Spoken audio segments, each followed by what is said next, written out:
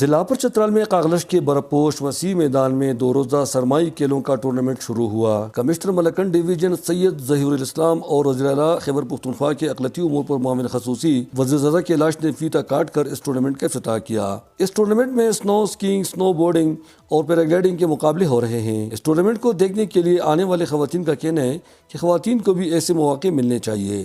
تو being female اگر اس طرح کی اپورچونیٹیز زیادہ آ جائے اور بچیوں کو ہم آگے لے کے آئے تو وہ ہو سکتا ہے بہترین۔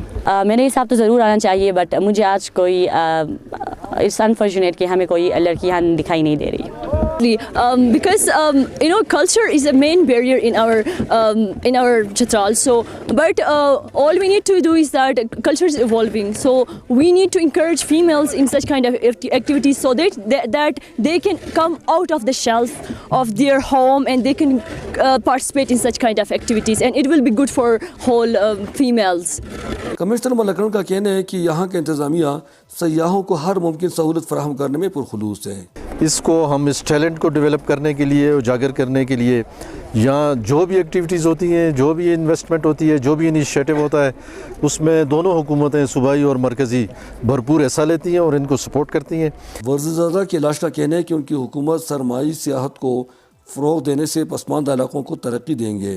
ہم نے ان ایکٹیویٹیز کے ذریعے فارن ٹورسٹ کو ہم نے اٹریکٹ کرنا ہے۔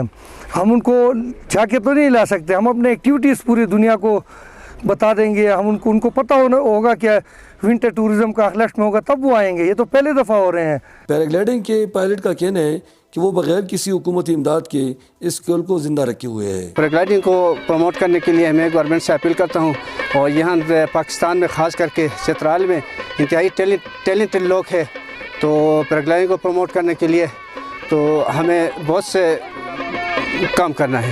اس ٹورنامنٹ میں زیادہ تر کھلاڑیوں کا تعلق لوور چترال کے وادی مڈلسٹ سے ہیں، جن میں کم عمر بچے بھی بڑھ چڑھ کر حصہ لے رہے ہیں۔ اس ٹورنامنٹ کا سب سے دلچسپ حصہ وہ تھا جب ایک پالتو کتا اپنے مالک کے ساتھ ساتھ بیک وقت دوڑتا تھا جب وہ برف پر اسکیئنگ کر رہا تھا۔ ٹورنامنٹ کو دیکھنے کے لیے ضلع لوور چترال کا ڈپٹی کمشنر اور دیگر مہمان بھی موجود تھے۔ اس ٹورنامنٹ کا اہتمام اپر چترال کی ضلع انتظامیہ نے کیا ہے۔ قاغلش کے برپوش میدان میں سرمائی کھیلوں کا سلسلہ جاری ہے۔